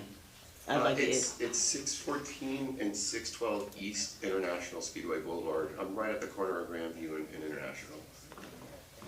Like I said, I grew up in the area. I've been here since 1976. My dad rented that place out in 1986. And it's just been a staple of the community. It was Howard's Ice Cream. I had a pizzeria there at one time or another, and a lot of us children used to hang out at that corner. And I would like to bring it back to that again. So, who approves the lien foreclosures? The magistrate? Or does that come in front of the commission? Our office initiates foreclosure proceedings you do on various without- properties that are subject to liens. Okay, I was just curious because he said one was capped at 20, which I have the 2 golf courses that both I have caps at 20. So, and there wasn't able to be a lien, so I'm just trying to figure out what's the difference, who decides these lien foreclosures? Yes. We have a process where we work with staff. Do you get what I'm saying? And often we're initiating foreclosures at staff's request. because properties may be seen as, say, having a strategic value for the city. Okay. But we still need to review to make sure, whether it's a property that's amenable for foreclosure. Okay, I was just curious how that procedure works. Thank you. How far do you think you are from compliance? With the hurricane damages, it was about $50,000 worth of damages done to the property at this point. Roof on the east side has been lifted up on the property, it's vacant right now. The siding on the side of my current bar has just been ripped to shambles, it needs to be repainted and resurfaced. So I have a contractor currently right now that's working, he's waiting for the okay and the money to be deposited. I would say I could have it done, the work could easily be done within 3 to 4 months, I believe. Well, depending on permitting. I have another question. When was the last time it was operating? My bar is currently operating. It has been, I've owned it for 24 years now, other than hurricanes. There was a pizzeria next door called Schrimmer's Pizza, and that was probably 2010. I purchased the property because the owner, Howard Siegel, passed away. And then when the trust company took over, which was Raymond James, they evicted him. I took it over. And then when I took it over, you ever hear the buyer beware? I took it over, not knowing that there was 3 toxic tanks underground. State of Florida stepped in and they did a number. It was like the money pit. They came in and ripped that place apart, and I was, what's going on? So it's currently open? My building is the 612 East International Speedway. Yes. Is your building under foreclosure as well? Just from the city, just what they intend to they tried summary judgment last month for the 2, and other than that, I own it clear and straight on both sides. So the property next to you is Rockville property? I'm sorry, I didn't hear. The property next to you is contaminated? It has now got a clean bill of health. It is. There was particulates, benzines from the old gas tank. They had to come and dig the dirt out multiple times, and that's the reason why I could not put a parking lot surface back on the east side there, because they kept on coming in with backhoes and taking the dirt out. I need more information on this. Yeah. Okay, Randall, talk with staff. They'll Yes, sir. reach out and you got a pickle, but. I know, it's a catch-22. Congratulations on the no food and I've been on the same and no processed foods, man, I dropped about 40 pounds. Looking good. Thank you, Good to sir. see you. Okay, our next speaker is Thomas Russell, and on deck is Tia James, I think it's Dozier? Dozier.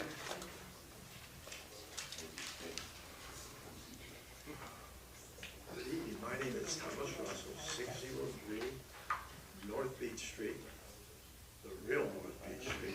And all I want to say is, after listening to that, I really don't have problems. Okay? I want to thank Commissioner, I want to thank Strickland, City Manager, Mr. Fletcher, and Mr. Thomas for getting me information on expenditures.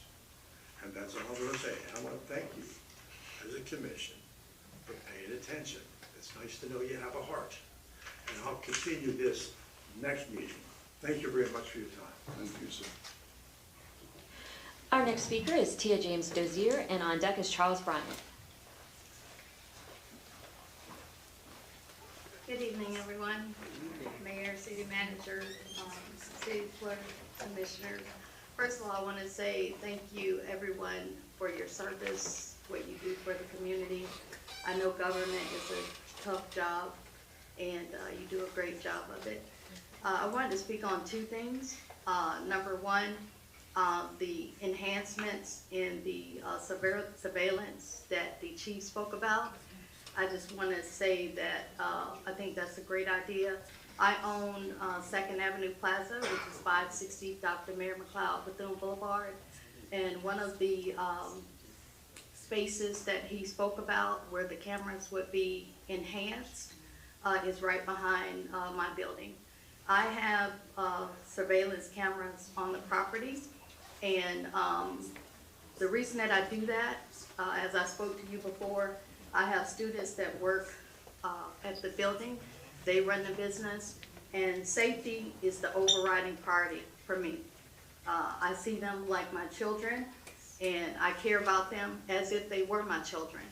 So that's why my husband and I have the cameras there, and I am very, very grateful to the city that they are increasing the surveillance, and it makes me feel good when I see the chief ride the area. That shows that, you know, the police department really cares about the safety of the community. And I want to say thank you for that. The second item that I want to speak about is for Bike Week. I wanted to ask the panel, what would it require to have the street shut down for a period of time during the Bike Week activity? Just for safety reasons, because a lot of times when you have cars driving up and down, you know, it becomes a safety issue for the people that are there to, you know, enjoy the event. You know, occasionally, you know, you may have people that come speeding through there, and I think that it would be a better atmosphere if you just restricted it to the bikers coming up and down the street, as opposed to having people driving cars. That's the process that they do. The police department does shut down the street at certain times to only allow for motorcycles to come on M&B. Yeah, I've seen them do that at certain times. Could they increase like the times that they do that, or do they have like a set time that It's they do based off of the police department's determination of how many people are in the area. So it's not like they'll say from 2 a.m. to 2 p.m. or it's based off of what the police thinks. And there's a time frame where they don't allow for cars to come through, only motorcycles. Okay, understood. Thank you. That's all for me. Thank you. Thank you for being a new business owner in the area. Yeah, thank you. Our next speaker is Charles Bryant, and on deck is Christian Bowen.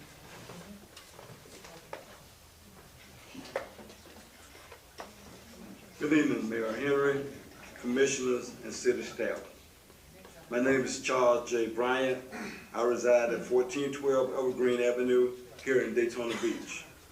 I stand here this evening as a resident of Daytona Beach, a 21-year employee and retiree of the city of Daytona Beach, and a member of the Daytona Beach Alumni Chapter of Kappa Alpha Psi Fraternity Incorporated. I would like to take this opportunity to thank Commissioner Reed and city staff for allowing us to partner with her and the city of Daytona Beach for the MLK Community Health Resource Fair held on January 11th. We partner with Commissioner Reed, the city of Daytona Beach, Volusia County Health Department, the Mayo Clinic out of Jacksonville, Farm Share out of Jacksonville, the American Diabetes Association out of Orlando, the Sons Chasers Motorcycle Club here in Daytona Beach, and Dr. Otis Kersey, a native of Daytona Beach out of Tallahassee, Florida. We had sponsorships from Commissioner Paula Reed, Commissioner Ken Strickland, Volusia County National Paralytic Council, Devoted Health, as well as the Brothers of Daytona Beach Alumni Chapter of Kappa Alpha Psi Fraternity Incorporated. This event was well received by the community as we had performances from 3 of our local elementary schools. In the future, we look to make this event an annual event as we are in the application process of securing the venue for 2026 and have begun planning as well. I would like to highlight the positive acknowledgments and feedback that we received from the residents as to the performance of city staff on that day. As a retired city employee, it was gratifying to me to hear positive input and feedback from residents about the performances of our city staff. Again, thank you, commissioners and staff. Thank you, my brothers of Kappa Alpha Psi Fraternity Incorporation, for giving me a vote of confidence and allowing me to take a leap of faith. Again, thank you and for this opportunity. Thank you, Mr. Bryant. Mr. Mayor, Mr. Bryant has also agreed that he will be assisting with the Senior Oasis ball in December, you know, something that he started. I just want to say that as well. Our next speaker is Christian Bowen, and on deck is Jenny Nazak. Hello, everybody. First, I would really like to say thank you guys for all the work you do. This is only my second commissioners meeting that I've attended, and I don't know how you guys do it. I mean, it's really, you have a lot to deal with, you have a lot on your plate, and I understand how hard it can be, and I just want to say a genuine thank you. It is my intention, and I would like to speak with all of you about this, it is my intention to open a new business on 512 Main Street. Currently, it is an empty building, it's only open for t-shirt sales during Bike Week and Biketoberfest. I want to open something that is 7 days a week, you know, every day of the week. I want to be open all year round. You know, I'm not just trying to be there just for the good times. I want to build a business there. It is my intention to put in a craft cocktail lounge. The building currently has a downstairs and an upstairs that would be utilized for this business. The downstairs, I plan to have a piano kind of bar with craft cocktails, something a little more upscale. And the upstairs, I want to dedicate it to the alumni of Embry-Riddle. We plan to do an aviation theme upstairs and have acoustic music, you know, kind of a clubhouse for the Embry-Riddle students who are actually helping me a lot in this venture. And I just want to show my appreciation to them. Currently, the building is zoned for just retail. It's not zoned to have a lounge in there, and like I said, it's my intention to have a full craft cocktail lounge at this place. And I'm looking for any help I think I have a meeting with Mr. Fietcher tomorrow to speak further about this. But I just want to let everybody know what my intention is in doing this. I moved here from Pittsburgh. I worked 20 years in the steel mill in Pittsburgh, Pennsylvania. And in 2016, I moved, in October of 2016, I moved down here right before Biketoberfest. And I looked at a bar and I saw how vibrant the city was. And I thought foolishly that is how it is year round. So I bought the bar my first day, and then after Biketoberfest was over, I was like, where'd everybody go? So I learned though, you know, it was a learning experience, and I've gotten a lot of knowledge since then. And I have a big inspiration. My current employer, Steve Brock, I work for him at Urban Ash Cigars. I bartend for him, and he's been my inspiration through this. He's been speaking with me, praying with me on it, you know, helping me, guiding me to the right way to handle this, and that's why I'm going to allow you. I have a question. Have you ever owned anything like this before? Yes. Okay. Yes. I actually owned Smokey's Cigar Bar, which was right across the street from Urban Ash. I don't know if you know where Urban Ash is. I know you do. But yeah, right across the street it was a Smokey's Cigar Bar. But I actually bought that. I actually bought into it. It was already open 5 days before Bike Week started. And I thought, okay, I'm going to have a great start. And that was in March of 2020. And then 3 days into Bike Week, COVID hit and we got shut down. So. And he's an entertainer, so he knows the purpose. I am an entertainer. I'm a singer and a guitar player. And I do know the business quite well now. And I'm looking forward to this. So I just would like your support in all this. All right, thanks guys. Our next speaker is Jenny Nazak, and on deck is Catherine Pant. Tom? Good evening, everybody. Jenny Nazak, 501 Harvey. I would like to say, as a Main Street area resident, I'm in favor of that gentleman's plan. And I also want to really praise Randall Phillips, my neighbor and business owner of the Tiernanog. That's been a real hub of independent music and comedy. And a business like that in my neighborhood, it's kind of a blighted area. Every time a business goes down or another building gets torn down, it's really kind of devastating. Back around 2015, not that long after I moved to Daytona Beach, I gave a little talk at a little mini TED Talk style event called Filling Our Empty Spaces. And it was all about how to, just everything, all the buildings and parking lots and things. And everything I said is like even more true today because we've lost a lot. So I really hope things can work out with Randy and his building. He's just a lovely person and community member and all that. I want to invite you guys to the Fresh Book Festival next month. That is February 21st and 22nd. And if you go, you can go to the Mellenden to Rich Festival is right there in Daisy Stocking Park on the, 21st, 22nd, yeah. So it's like right nearby, that's convenient.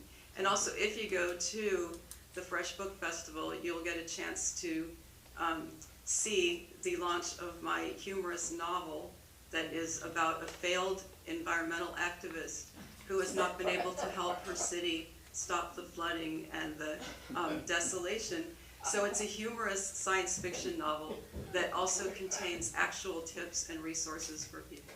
So, and if you go and see it, then you'll know what my fiction pen name is. But if you don't go to the Fresh Book Festival, you'll just have to find my book in the wild somehow. Thank you all. Have a nice evening. One of a kind. Our next speaker is Catherine Pant, and on deck is Frederick Brown.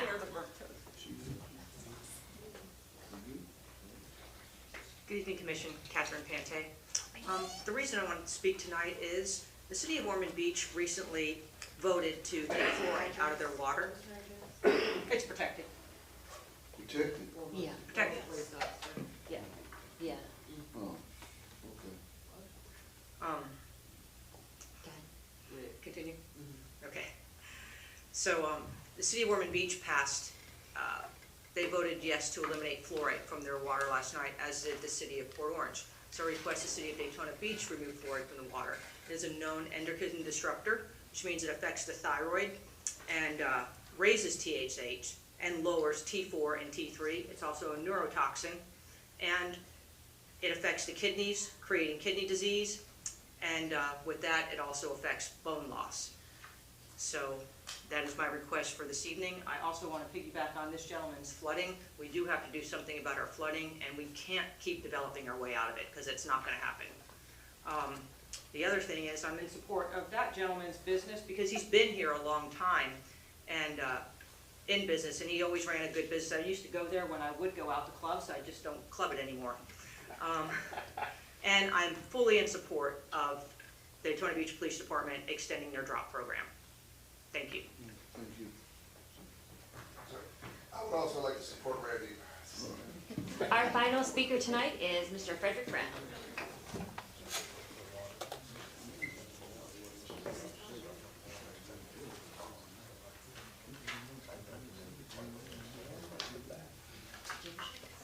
Frederick Brown, 15 Lane, Crescent Ridge. And yes, Randy is my neighbor. And he didn't tell you half of the drama that he had to go through for all of this. And the fact that they allowed the fees to build up when he didn't even know. His dad went through some serious health problems. And it was all he could do to keep him alive. So yes, we all want to see that business succeed. And I throw my support behind it as well. Randy's been here a long time. I've known him for quite a while. He's a great guy, so please help him out. Things that are good for Daytona. I love that theme that Commissioner Henry started the last meeting. Mayor's Fitness Challenge, great. It was good to see the city manager out there sweating it out, and even got the mayor out there too. So, and I know with his schedule that's difficult. I neglected to mention, I wanted everybody to know, he did have a free candy giveaway outside of his office to get rid of all that sugar. So. It's one of those things you get at Christmas, you get all those things. I do want to thank the number of people here. A number of them are here in this meeting, and of course the mayor. It was kind of a neat thing to see him on the other side of a 3-minute timer at the 6.5-hour marathon meeting at the city. The Volusia County Council meeting.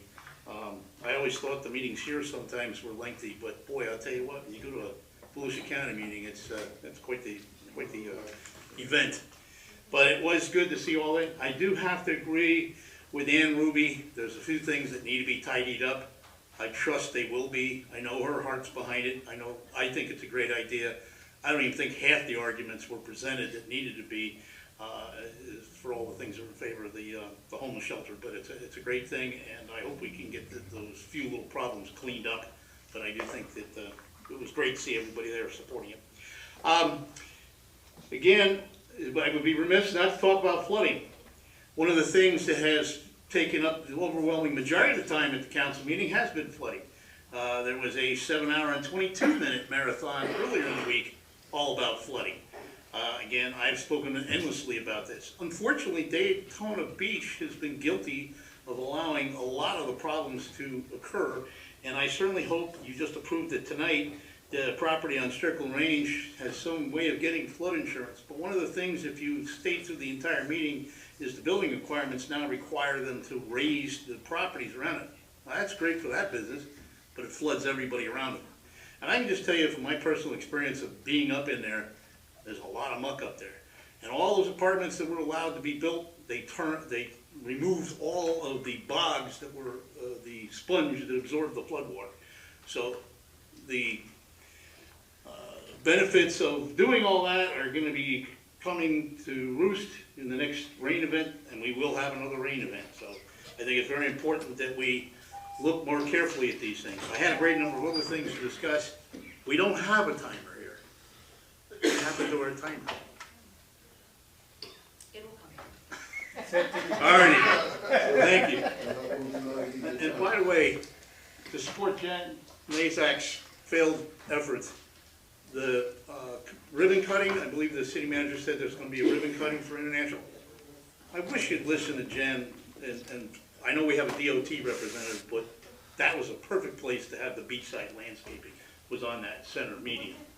And we got, right now we got grass. International. Good night.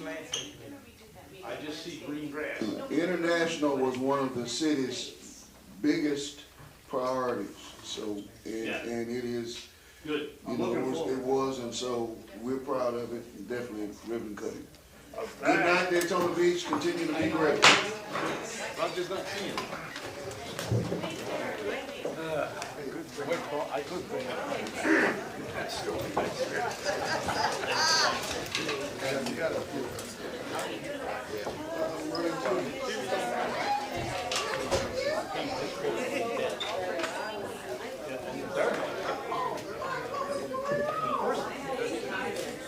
And then they came out from that. It was just like one thing piled on. I can, yeah.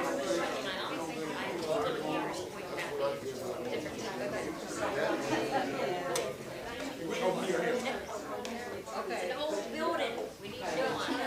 Yeah. I need to get back. Huh? Okay, yeah.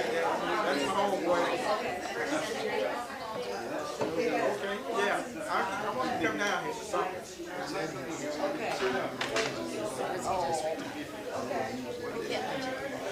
Something. I don't know when that is. I need a few more years.